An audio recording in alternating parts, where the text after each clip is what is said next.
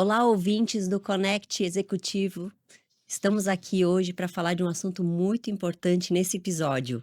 O papo é sobre quem está nas mesas de decisões ou quem está faltando. Vamos refletir sobre a diversidade que impacta a qualidade da estratégia nas instituições e nas empresas. Vou dar boas-vindas para os meus convidados, Carlos e Viviane. Eu sou Tamara Zangali Brabo, sou diretora operacional e financeira Latam da empresa Farm Fritz, mentora, conselheira do Instituto Food Service e Mob2 e coordenadora dos livros Mulheres no Food Service, volume 1 e 2. E aqui do meu lado, Viviane Scrivani, advogada da área trabalhista empresarial, pós-graduada pela Escola Paulista de Direito, cursando MBA em ESG pela Fundação Getúlio Vargas.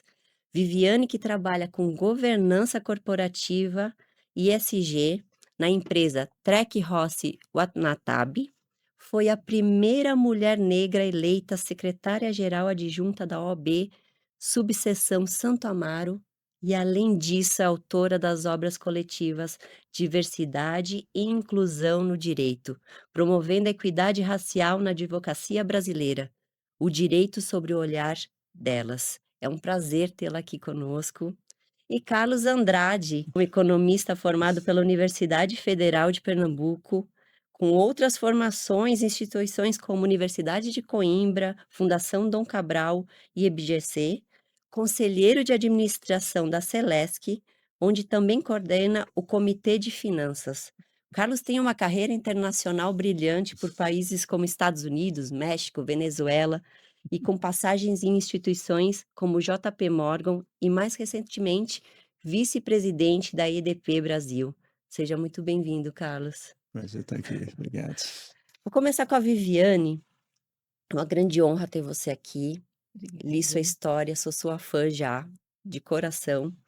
E gostaria que você se apresentasse mais, falasse da tua trajetória até chegar aqui.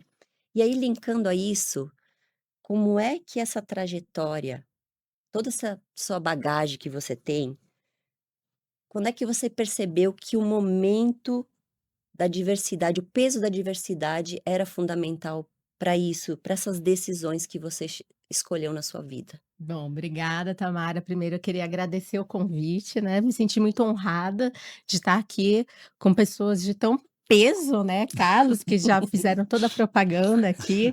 Quero iniciar antes fazendo minha audiodescrição. Sou uma mulher negra, estou com os cabelos trançados na altura da cintura, levemente ondulados e dourados, tenho os olhos castanhos, estou utilizando aqui estou com um terno, né, azul marinho, e com um vestido tomara que caia nas cores aqui com estampas afro-brasileiras.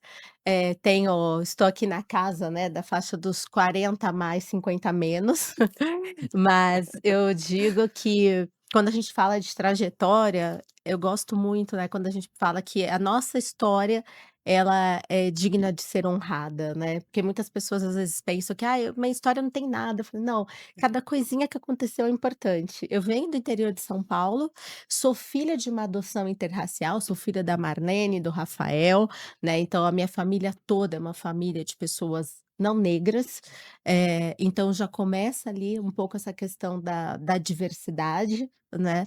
Eu tive poucas referências negras ao longo da minha infância e da minha juventude, então eu me recordo muito bem que no ensino que a gente chamava de primário antes, né, o meu diretor da escola estadual era um homem negro, então foi a minha primeira referência, e ao longo da minha carreira eu fui vendo poucas pessoas, negras ao longo da minha trajetória.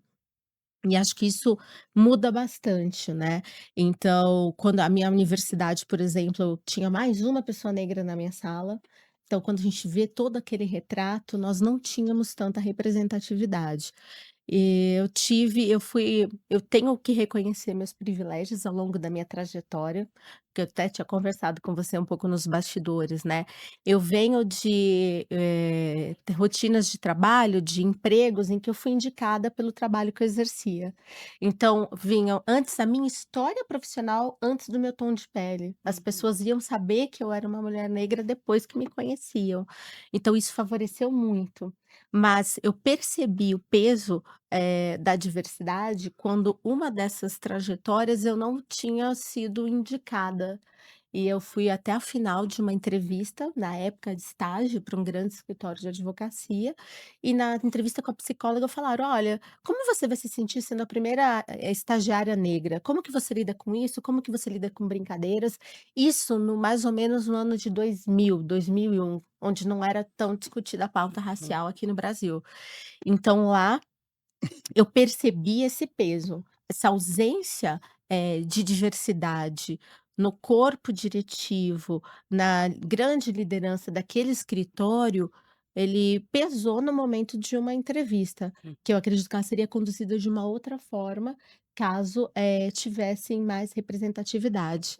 E eu vejo que ainda como que essa falta, ela também implicou em outras questões. Então a gente vê ao longo da trajetória, às vezes, critérios de promoções, né, como que está sendo feitas as avaliações, isso acaba implicando bastante. Mas na minha carreira eu tive essa oportunidade de ter pessoas que abriram esses caminhos para mim, e quando eu entro na OAB, quando eu entro como diretora, né, fui a primeira mulher negra, isso foi um desafio, porque eu entro na OAB a partir de uma obrigatoriedade de uma política que foi estabelecida. Então naquela para aquela gestão, haveria uma obrigatoriedade de 30% de pessoas negras dentro de um quadro diretivo. Uhum. Ou seja, para você montar uma chapa para concorrer, precisava ter pessoas negras. Sim. Então é o primeiro momento em que nós, pessoas negras, assumimos um papel de liderança dentro de uma instituição de classe que representa mais de 500.000 advogados. Você acha que você teve além do seu talento, você teve sorte? Porque o sistema, ele em alguns momentos eu sinto que ele tenta nos proteger e depois a gente vai falar mais sobre isso, sobre a OAB, mas você achou que em algum momento você teve uma sorte também?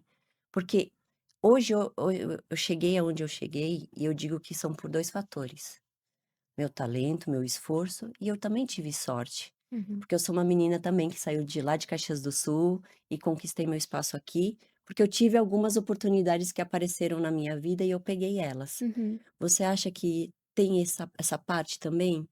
Eu acho que tem, eu acho que essa sorte eu coloco muito esse contato, esse network e para mim muito a rede de apoio. Entendi. Então eu falo que, assim, eu vi uma oportunidade, eu falei: "Eu vou até lá". Então quando eu decidi sair de São José do Rio Preto, eu verifiquei que eu não teria oportunidade de crescimento. Eu falei: "Eu vou para São Paulo sem emprego nenhum, eu vou decidir o que vai acontecer lá". Eu tive sorte de uma indicação e de eu conseguir mostrar meu trabalho e de eu me esforçar. E você sabe o tanto que você Uhum. suou, né, É. o quanto a gente se prova que a gente precisa batalhar 2, 3 vezes mais do que outras pessoas. Mas eu acho que também quando eu entro, em política de ordem, a rede de apoio. Entendi. Porque se não é uma rede de apoio, se você não tem um coletivo, no meu caso, eu tenho um coletivo de pessoas, de mulheres negras muito grande que me ajudam, e um coletivo de pessoas aliadas não negras também que Uhum. me ajudam, se não for por isso, fica muito mais difícil o trabalho. Então eu acho que também tem muito disso, né. Sim, perfeito, perfeito. Carlos, Então, quantos anos de mundo corporativo? assim, né, é difícil fazer as contas, assim, só preciso várias mãos para Porque eu chegar lá. quero que você resuma essa trajetória pra gente, e aí, quando a gente fala em diversidade, Uhum, na prática, ainda as decisões estão no mesmo grupo, em grupos muito semelhantes. uhum. E aí, ao longo desse teus anos de líder, como é que você conseguiu transformar realmente a diversidade em vantagem estratégica? Muito bem.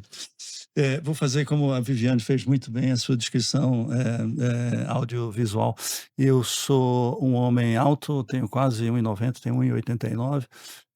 Sou um homem branco, com cabelos, curtos e escuros. Eu tenho 63 anos, mas ainda não tenho cabelos brancos. Isso me angustia um pouco, porque você vai envelhecendo e o cabelo fica preto, as pessoas acham que eu pinto o cabelo.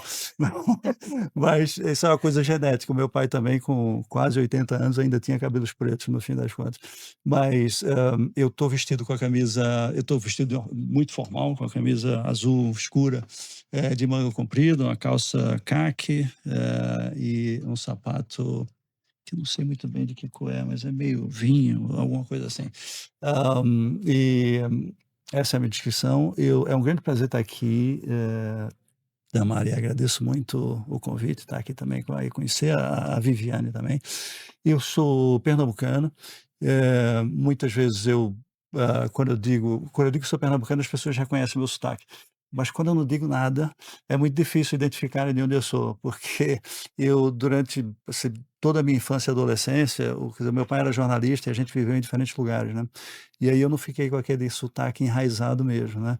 A minha mulher não, minha mulher tem um sotaque bem autêntico mesmo, como você fala com ela, mas a gente morou muitos anos no Rio de Janeiro, né, e aí eu fiquei com esse sotaque meio misturado, meio carioca, meio É. nordestino. Português, já falaram que você era português? Já acham que eu sou português, porque eu trabalhei numa empresa portuguesa durante muito tempo, e o português tem esse chiado do carioca, né, essa que o nordestino também tem, né.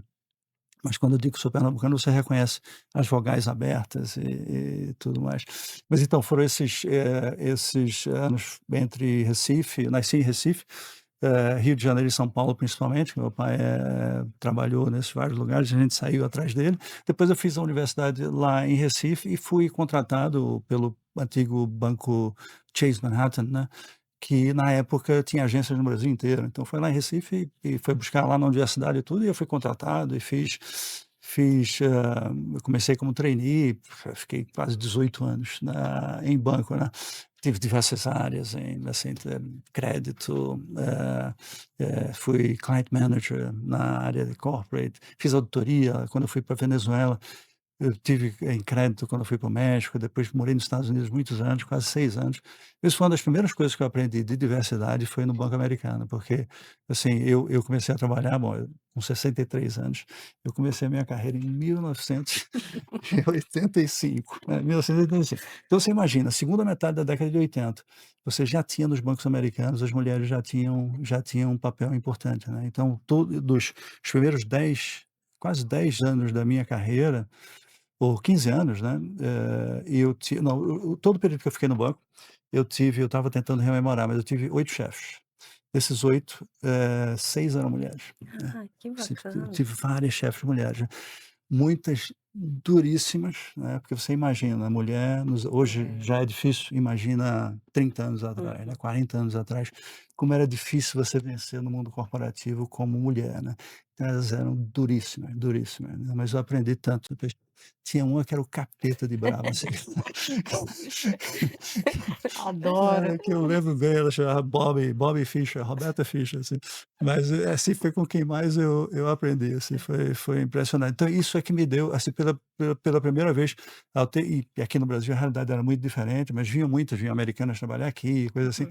e a gente via a importância que tinha a mulher É. no banco e tudo isso. Essa foi a primeira vez que eu lidei mesmo com o tema da diversidade de gênero, e que foi importante por toda a minha Hum. trajetória, né. Mas sabe, Carlos, que eu acho que a gente, e talvez a Viviane pode me ajudar nisso, às vezes a gente também tem que usar alguns papéis, né, para sobreviver no Uhum. mundo corporativo. É. Então, se você é muito doce, você é fraca, Uhum. né? Se você é muito gentil, você não vai aguentar o tranco. Então, eu acho que a gente vai se certificando de ficar até às vezes mais Mais dura, né? rígida, né, É.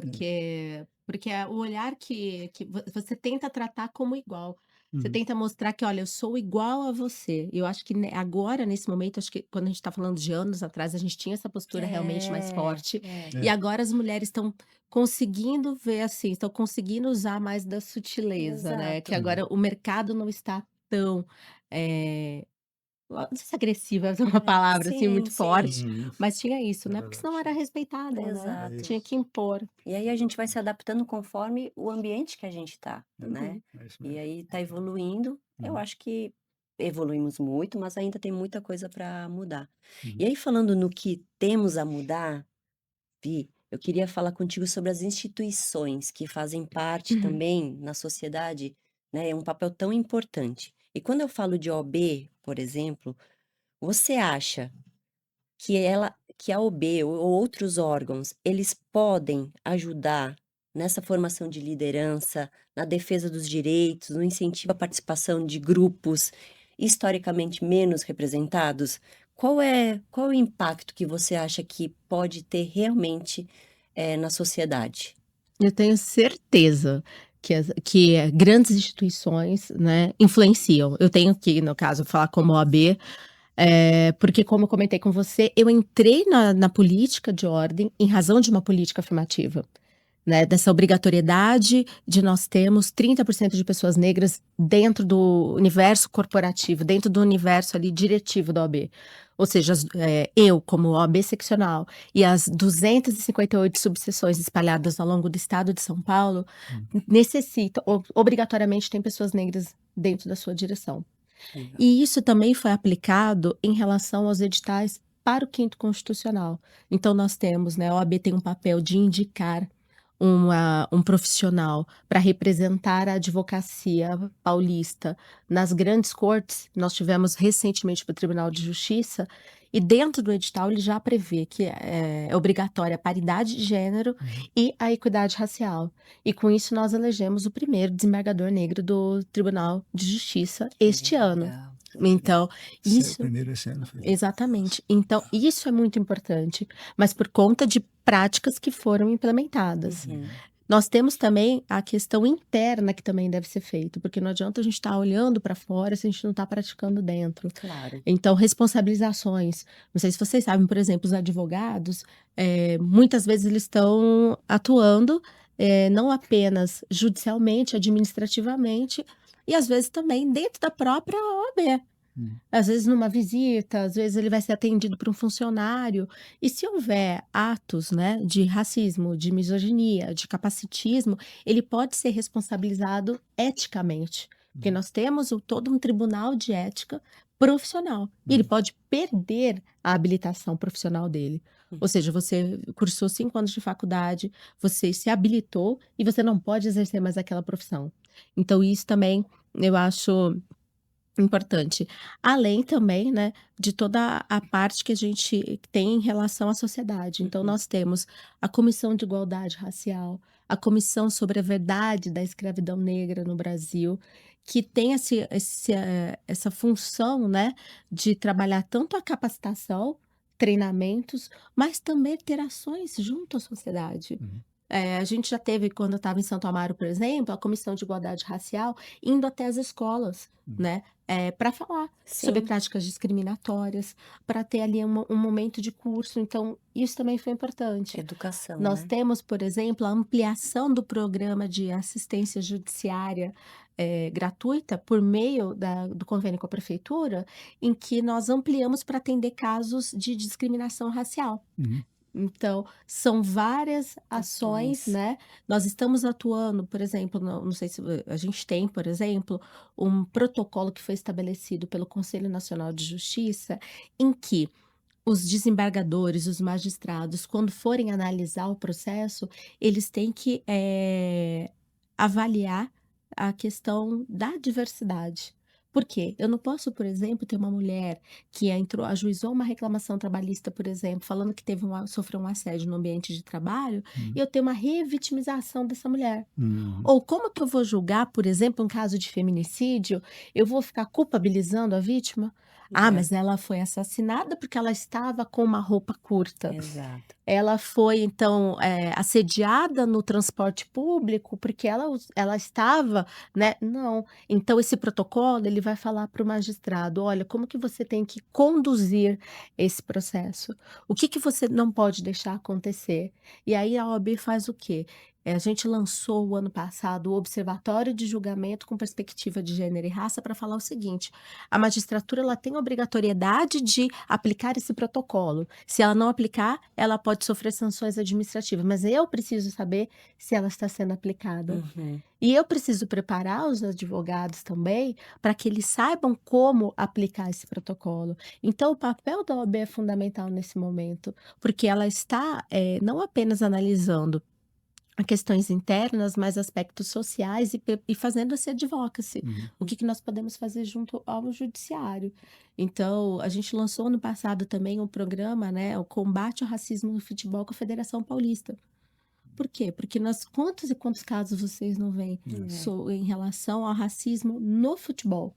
Então, é importante isso, são ações de letramento, são ações Legal. de conscientização, então isso é muito É, importante. porque eu acho que o fundamental em tudo, né, é a educação. Eu acho que quando a gente traz essa pauta desde cedo para as nossas crianças, a gente cria, cidadãos mais conscientes, né. E nós, como país, temos uma dívida enorme, Tamara, com a educação. Nós temos mesmo. Milhões e milhões e milhões de crianças que não têm acesso à educação e tudo isso. Acho que todos nós somos privilegiados. Quem fez Somos. universidade é um privilegiado. É Se você verdade. chega até concluir a universidade, você já é um privilegiado. A grande maioria da população não tem esse privilégio. Você imagina hoje, com inteligência artificial, quer dizer, a distância já é tão grande É. dessas pessoas quando entram para trabalhar. E agora com inteligência artificial, eles não têm os mecanismos para aprenderem, para lidar com inteligência artificial, que as pessoas que estão em escolas privadas e as coisas Uhum. todas têm, né? Então isso é uma dívida muito grande, né? Muito grande. Eu mesma Hum, fiz a universidade em razão de uma política pública, porque eu fiz uhum, pelo FIES, que era um programa é, de financiamento estudantil, porque na época não existia o ProUni. uhum, Então eu falo, se não fosse o FIES, eu não teria exato. cursado É direito. verdade. Então a Uhum, gente tem que essa reparação histórica é necessária, né, uhum, e a conscientização das pessoas em relação a isso, né, que não é só, uma cota, né, é todo o efeito que isso causa e a responsabilidade de cada um após isso, né, uhum, nessa inserção no mercado. é verdade. Exato.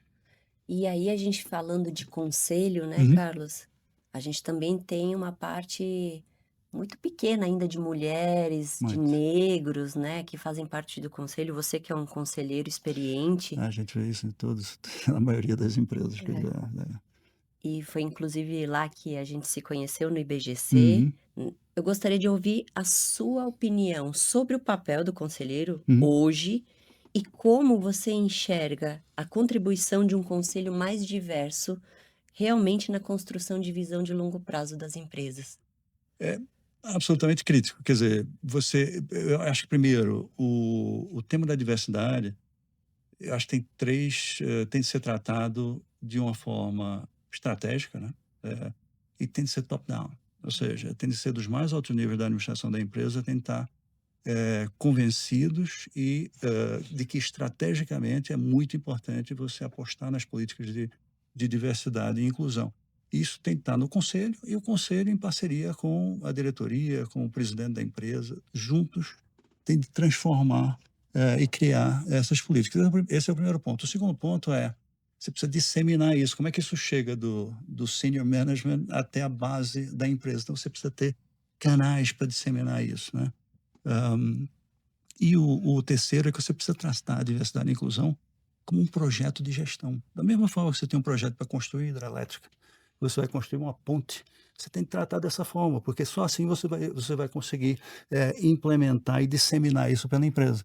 E o que é um projeto de gestão? Você precisa de planejamento, precisa de desenvolvimento, precisa de execução, precisa de metas, precisa de apuração de resultado, precisa de fazer correções, precisa de apurar mais resultado, precisa de fazer melhorias. Ou seja, você precisa ter métricas muito bem definidas. Se você não tem métricas, se essas métricas não afetam a remuneração das pessoas na Uhum, empresa, quer dizer, isso vai terminar se perdendo, porque assim, o mundo joga contra, Tamara, o uhum. mundo joga contra, porque a empresa, ela tá, e a administração da empresa está voltada para mostrar resultado para o acionista, né? Assim, tá sempre, Exato. e resultado de curto prazo. E aí, quando você tem qualquer crise, né, ou distúrbios políticos, né, esse tipo de coisa, essas políticas vão, mesmo empresas que criaram programas, Uhum. vão Vão deixando. desacelerando esse programa, essa coisa vai se perdendo pela organização. Então é preciso muita resiliência da empresa. E para isso o conselho tem que estar muito bem, quer dizer, tem que estar seguro e pressionando o tempo inteiro a administração da empresa e os líderes. E aí, para isso, o que você precisa? Você precisa criar um comitê de diversidade para mostrar que é sério o negócio. Você tem que ter os comitês de ética para receber denúncias, né? Denúncias de Uhum. assédio sexual, de assédio moral, de racismo e essas coisas todas. Você ter política de consequências, quer dizer, assediou, julga e qual vai ser a consequência até desligar a pessoa e coisas assim. E você precisa de ter sponsors, né? Pegar a diretoria e cada um ser sponsor de uma universidade. Se você definiu, tá, nós vamos focar em 5 diversidades: raça, gênero, idade, cultura, religião, por exemplo, né? Então, cada diretor tem de ser sponsor de um desses, né? A gente fez um programa lá foi um programa muito bom lá na EDP, onde eu trabalhei, que é a empresa de energia. A gente fez um programa de diversidade que aí fizemos isso. E eu lá fui sponsor do LGBT+, né? E como sponsor, a gente se envolvia com as lideranças todas para que essas lideranças pudessem escutar as pessoas e respeitar da melhor forma possível. E eu escutei uma coisa nessa assim, que me marcou muito, de um rapaz que é homossexual, depois ele saiu da empresa e tudo, mas que ele dizia que ele chegava na segunda-feira, ele não podia contar como é que foi o fim de semana dele. Ou seja, como você chega e eu saí com a minha namorada, eu fui pro cinema com a minha namorada, não sei. E ele não sentia vontade para dizer para os colegas dele, não, eu saí com meu namorado e coisas assim, né? Isso me marcou muito, porque é como ele sentia tolhido, né?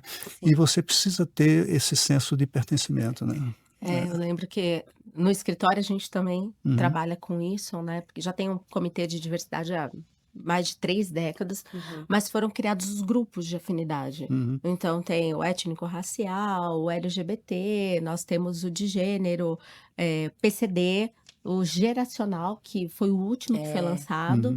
e também o de religiões. Uhum. E, por exemplo, o de religiões surgiu a partir do momento que o Departamento de Recursos Humanos falou assim: olha, tem um funcionário aqui que ele falou que ele não tem problema de trabalhar no Natal, mas ele precisaria não trabalhar no Novo Judaico.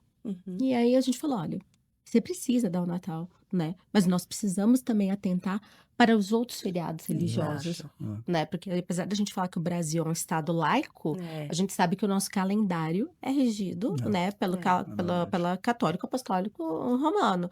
Então, a gente foi vendo essas necessidades. E eu me recordo, quando eu sou líder do grupo de afinidade racial, Uhum. e 2021, eu fiz uma feitura de santo, né? Então você raspa o cabelo, né? Você fica um período recluso. E eu fui para o escritório depois, eu estava na época online ainda, e fui participar de um evento. E nós estávamos abordando a interseccionalidade. O evento era religiões e racial. E eu fui comentando algumas coisas. E eu lembro a chuva de comentários que teve, porque as pessoas se sentindo à vontade para falar sobre a religião que praticava, para falar sobre a forma que vivia isso. Então, eu falo que isso é muito importante. Diferença, né? Porque a gente fala muito sobre isso, né? Diversidade. Tudo bem, eu tenho números, eu tenho dados, tá? Mas essas pessoas, elas se sentem pertencentes ao ambiente? Qual que é a taxa de turnover, né? É isso aí. Como que a gente tá? E eu acho que, não sei, cara, se você vê essa dificuldade, normalmente quando a gente fala de empresas, ações, mas a dificuldade deles publicarem as metas, né? Dessa divulgação das metas. Muitas empresas têm dificuldade mesmo, exatamente, não quer se comprometer com, assim, para o público, esse tipo de coisa, mas tem muitas empresas, algumas empresas fazem isso. A gente, por exemplo, quando a gente fez esse programa, a gente terminou publicando algumas metas, tudo. Obviamente, essas metas, por conta das pressões do mercado, e principalmente quando você é uma empresa cotada em bolsa, esse tipo de coisa, é por isso que eu digo, você precisa ter o conselho firme nessas coisas, né? E dizer, a meta é essa. Em 2030, a gente precisa ter X% de pessoas negras nessa empresa. E aí, para isso, você precisa trabalhar. Quer dizer, se é 2030, quer dizer, você não só política de recrutamento, para recrutar mais pessoas negras, é política de treinamento, porque você precisa preparar as pessoas que estão lá para que elas se tornem líderes na empresa e tudo isso. Então, tem que mudar essas políticas todas, né? Então, tem um trabalho grande. Agora, essas coisas se perdem, Viviane, com política, por exemplo, né? Hoje você tem uma polarização política brutal no mundo, né? E nos Estados Unidos tem exemplos horríveis em que essas políticas de diversidade e inclusão tem empresas que estão abandonando Muito. as políticas, simplesmente porque você tem pressão política, porque acha que é coisa de esquerdista, e que é posição política, e não uma estratégia mesmo que vai gerar resultados para a empresa, essas coisas todas, né? Tem um caso assim, lá no Texas, que aconteceu em 2025. O Texas tem umas empresas que chama Proxy Advisors, que eles fazem, como tem muita empresa listada em bolsa nos Estados Unidos, essas empresas fazem recomendação de voto. Ou tem não sei quantas assembleias acionistas, eles fazem recomendações. Pois essas empresas no Texas foram proibidas, ou que foram proibidas não, foram obrigadas a justificar as recomendações deles. Por quê? Porque eles estavam recomendando que se aprovassem políticas de diversidade e tudo. Então foi para cortar isso, o governo do Texas fez. E o procurador-geral, quando foi anunciar, disse, a gente tem que acabar, isso tudo é política de esquerda, e isso não faz o menor sentido, isso tem que acabar aqui no Texas. Quer dizer, esse tipo de pressão política afeta as empresas. E você tem clientes, quer dizer, engajados nas redes, que podem cancelar simplesmente a empresa e dizer, eu não compro mais produto da Amazon. Então, os caras começam a se assustar e começam a rever as políticas. É por isso que eu digo, você precisa ser resiliente como conselho. Porque diversidade não tem que ser uma moda, porque a gente está tratando de pessoas, né? Então, as empresas têm que realmente, essas pessoas que estão no poder, têm que realmente bancar essas decisões e ir até o fim. E não é uma coisa que a gente fala assim, é diversidade, só diversidade. A gente está falando de direitos humanos, estamos falando de saúde mental, especialmente agora, né, com as implicações da NR1 em relação ao ambiente de trabalho saudável. Nós falamos de direito antidiscriminatório, nós falamos de danos reputacionais, nós falamos de processos administrativos perante o Ministério Público do Trabalho. Então, eu falo que ele tem que ser analisado de uma forma macro, né? Às vezes as pessoas pensam, é só eu fazer aqui, levar uma faixa, entregar um bombom no Dia das Mulheres.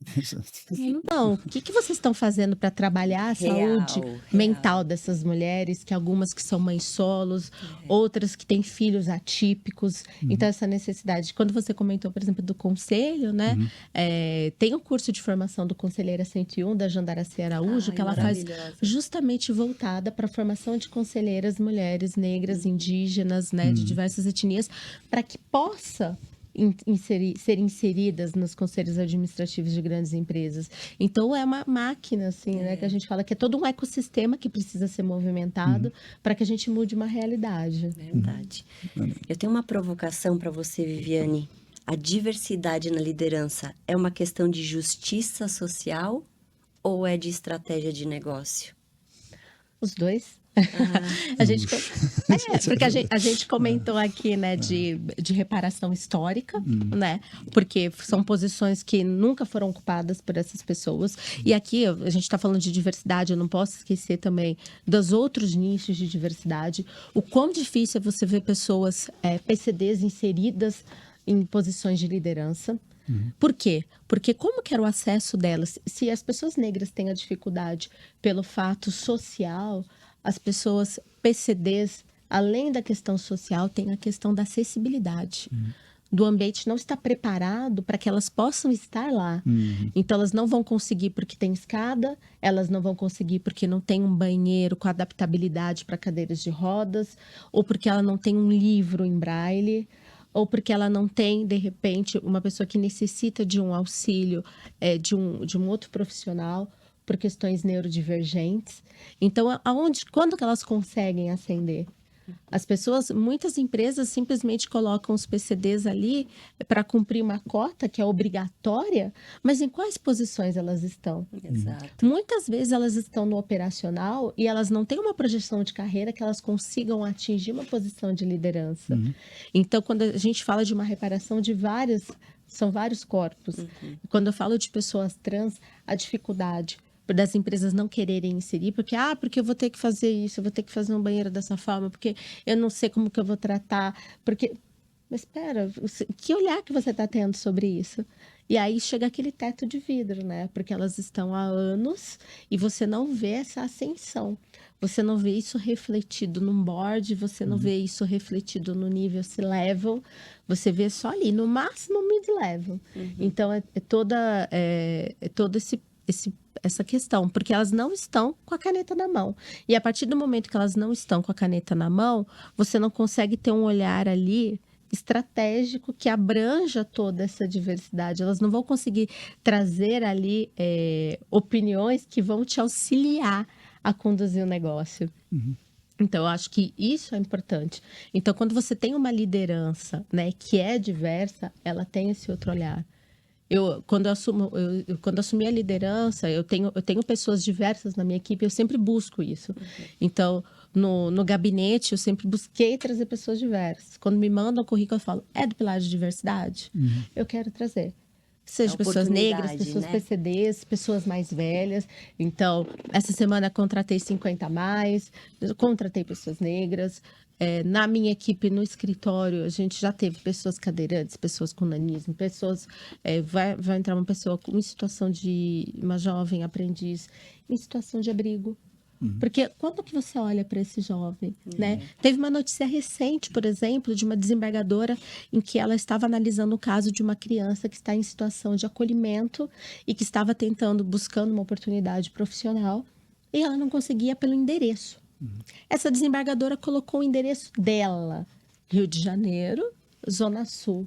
No primeiro dia, essa adolescente teve 32 convites para entrevistas. Engraçado você falar isso, eu lembrei agora que eu visitei o Museu da Favela e eu vi lá me chamou muito a atenção, que 70% das pessoas que moram em comunidade mentem o endereço em currículo ou entrevista.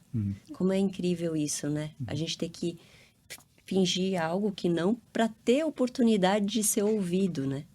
Exato, elas mentem isso e elas vão seguir tendo que mentir em algumas situações, porque as pessoas quando elas são inseridas no ambiente, o que vai acontecer? Às vezes eu vou sair para um almoço.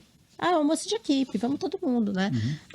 Aí você fala assim, vamos no restaurante X, que ele é um pouco mais elitizado, às vezes. Mas todo mundo tem vale-refeição, vai ser tranquilo, só que você tem que pensar, aquela pessoa, ela não vai pegar e usar aquele vale-refeição para todas as refeições dos 22 dias úteis? Ela vai se sentir confortável em determinado ambiente? Qual vai ser a conversa que está naquele entorno? Você está falando da sua viagem para Aspen, para uma pessoa que está tentando juntar um dinheiro para conseguir pagar a conta de luz? Né? Então, acho que esses são os pontos que uma liderança diversa consegue olhar. Ele vai conseguir ter uma sensibilidade para endereçar esse assunto. Então, acho que isso auxilia. Mas essa liderança diversa também, se ela vai alertar os demais, os colegas, né? Ela vai alertar os aliados ou vai alertar o restante para falar, olha como que é importante conduzir dessa e dessa forma. Sim. Então, ela abre os olhos. Perfeito, perfeito. E Carlos, você é uma pessoa positiva? Sim. Então, me fala assim, daqui 10 anos para frente, você imagina como é que vai estar essas mesas de poder? Como é que vai estar esses líderes?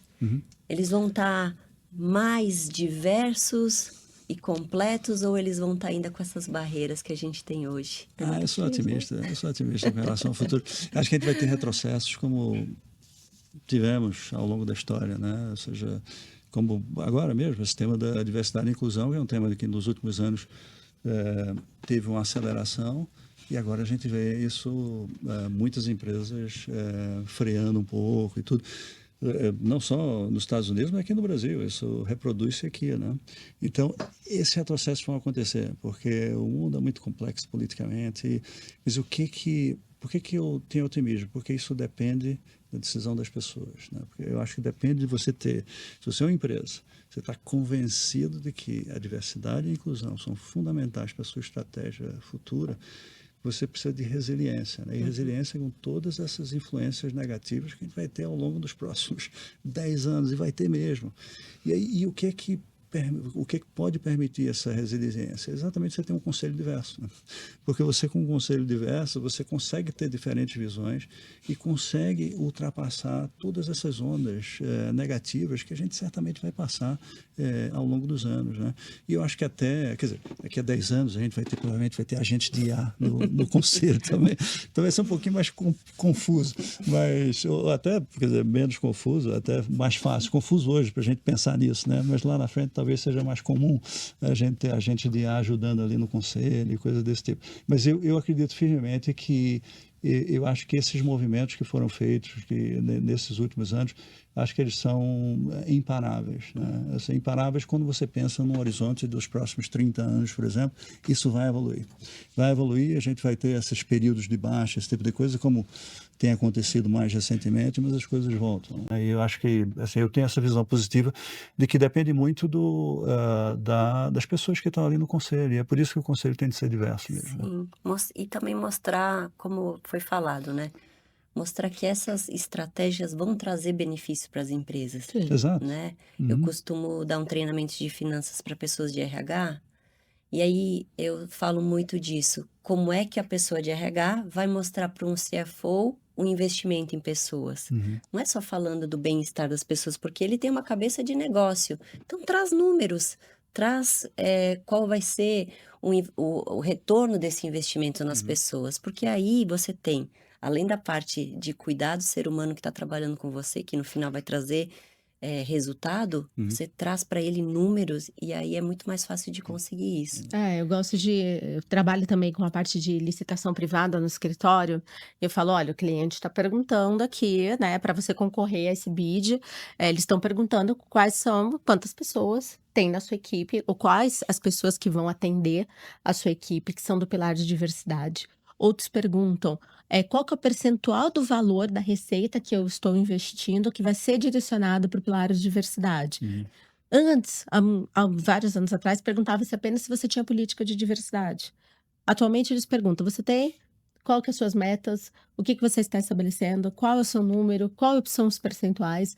Os dados são mais afunilados, né? Então, você mostrando que isso é uma estratégia de negócio e você mostrando também, fazendo aquele benchmark, né? Olha o coleguinha, né? Levar esse comparativo, às vezes, né? Acaba deixando o pessoal mais acirrado, Gera uma né? competição, né? Gera uma É competição. competição saudável. Exatamente. Exato. Você acha que então esses são os erros de quem tenta implementar uma política de diversidade? É não mostrar quanto isso vai trazer de resultado para a empresa? Por que tu acha que falha algumas políticas? Eu acho que falha, e que eu já presenciei, né, também, é você focar em números. Então, quero quero ter diversidade, vai, tá, pega no mercado. E aí você simplesmente coloca as pessoas dentro de uma empresa Sem que você estrutura. não preparou para receber. Então, isso é um ponto importante, porque você não prepara para receber, aquela pessoa não se sente inserida, ela fica pouco tempo e sua taxa de turnover é alta.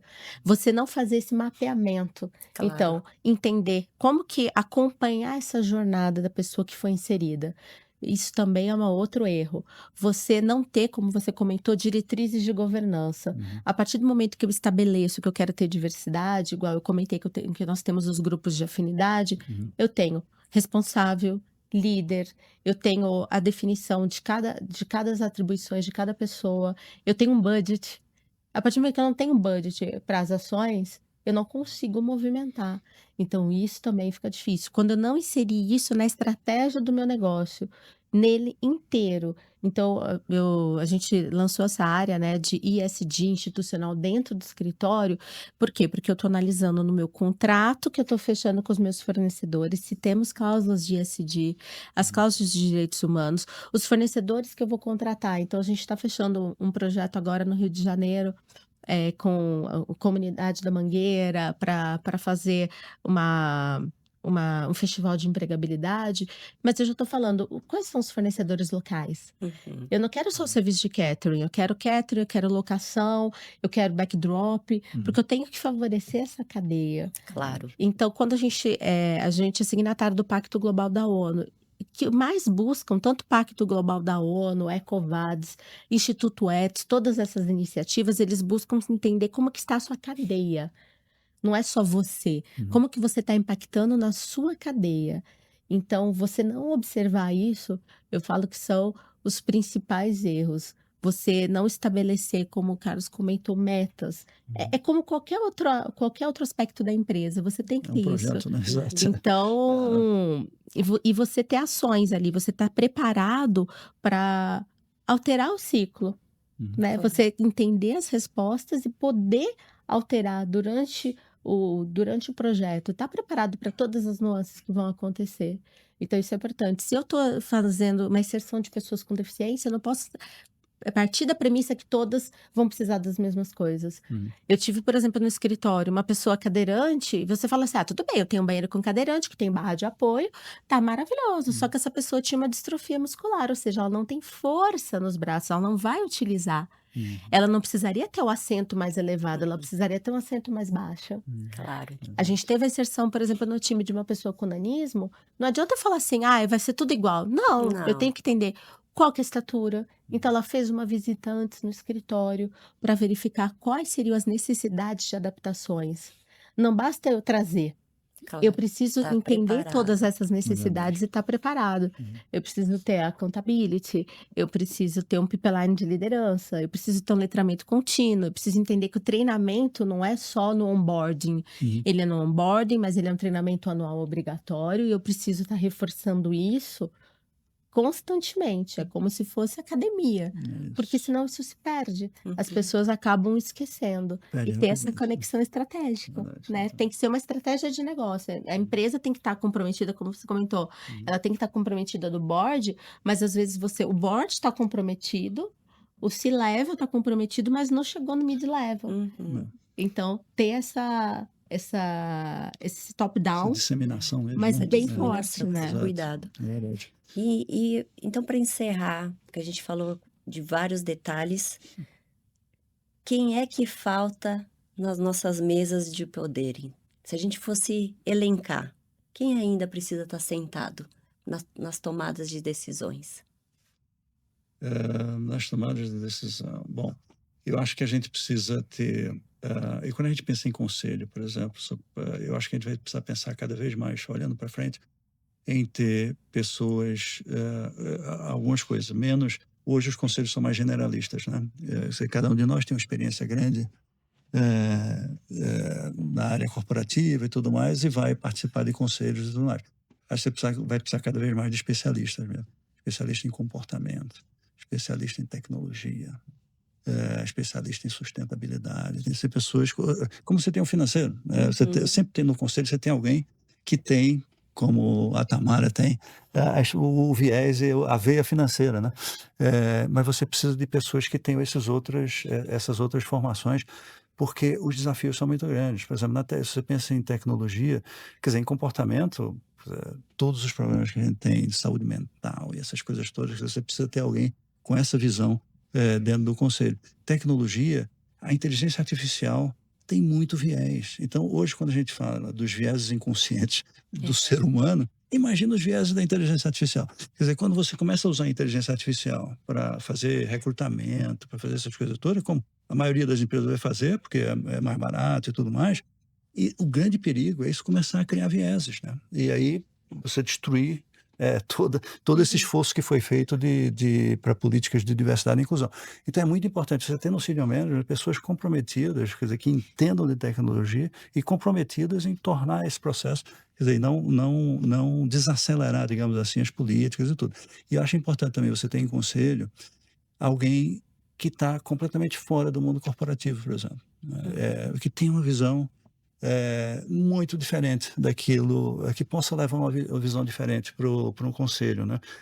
Pode parecer até um pecado, mas você colocar um padre, por exemplo, no conselho, ou um religioso no conselho. Alguém que tem uma experiência. Eu pensei agora num padre, porque é uma experiência completamente diferente de um corporativo. Caixa, né? Pensar fora da caixa, exato. Assim, que tenha uma visão, que nunca tenha participado do mundo corporativo, mas que tenha uma visão da vida, uma visão do mundo e tudo. E podem contribuir, pode questionar muita coisa, né? Cada vez vai precisar mais dessas experiências diversas. A gente poderia ficar aqui horas conversando. Sim. Muito obrigada, Viviane. Obrigada, Carlos, pela generosidade de estar aqui.